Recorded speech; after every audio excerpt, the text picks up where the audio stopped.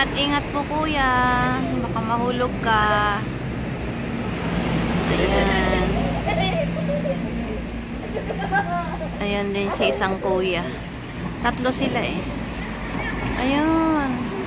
Ayun, nalaglag na yung sanga na tinanggal. Ayan si kuya. Oh.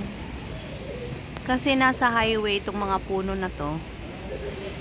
Kaya dapat talaga tanggalin din nila yung mga sanga dahil pag malakas ang ulan or hangin,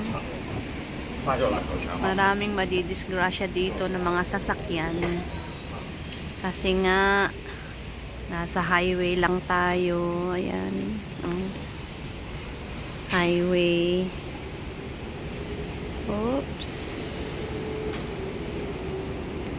Ayan ang highway.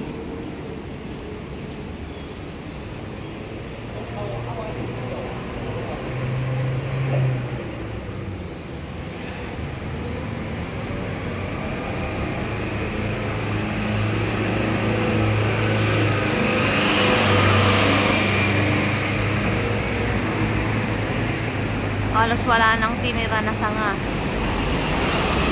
Ayan o, ang dami nang natanggal o. Ayan o.